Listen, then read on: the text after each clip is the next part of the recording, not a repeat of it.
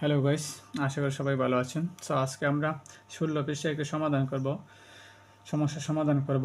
মৌলি এবং রাজুর একত্রে ৮,৫৮০ টাকা আছে। রাজু অপেক্ষা মৌলির ৪,৮০০ টাকা কম আছে। রাজু অপেক্ষা মৌলির কত টাকা কম আছে? ৪,৮০০ টাকা কম আছে। মৌলি এবং রাজুর প্রত্যেকের কত টাকা আছে? এটা আমি ঠিক এরকম একটা অঙ্ক আমাদের পূর্বে একটা পেয়েছি, রিনা এবং মিনা, সে একই রকম অঙ্কটা হবে। সো আমরা এখানে লিখতে পারি যে দুইজনের সমান আছে।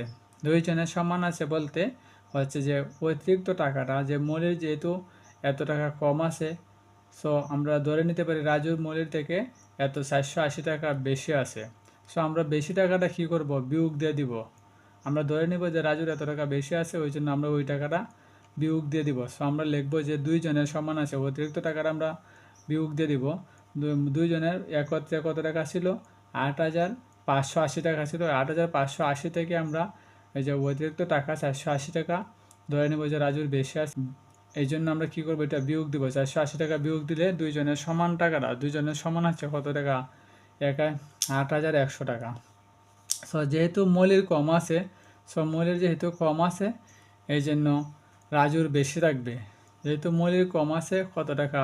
480 টাকা, এই জন্য রাজুর বেশি থাকবে। সো আমরা ধরতে পারি যে রাজুর আছে এই ৮,১০০ ভাগ হচ্ছে 2, অর্থাৎ 2 আমরা লিখেছি।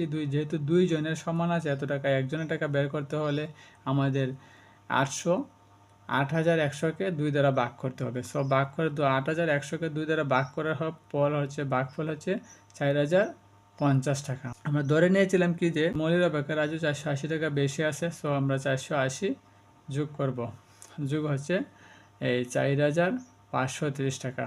অর্থাৎ এখন আমরা ধরে নিতে পারি যে মৌলির আছে, অর্থাৎ মৌলির কত টাকা আছে? যেহেতু কম ছিল, দুইজনে ভাগ করার পর আমরা কত টাকা পাইছি? 4,050 টাকা। আমরা ধরে নিতে পারি যে মৌলির আছে 4,050 টাকা এবং হচ্ছে রাজুর আছে হচ্ছে কত টাকা? 4,530 টাকা। যেহেতু মৌলির এত টাকা কম ছিল, 480 টাকা কম ছিল, সো রাজুর 480 টাকা বেশি হবে। এই জন্য 4,050-এর সাথে 4,480 যোগ করা হচ্ছে 4,530 টাকা। সো আশা করি বুঝতে পারছেন। ধন্যবাদ।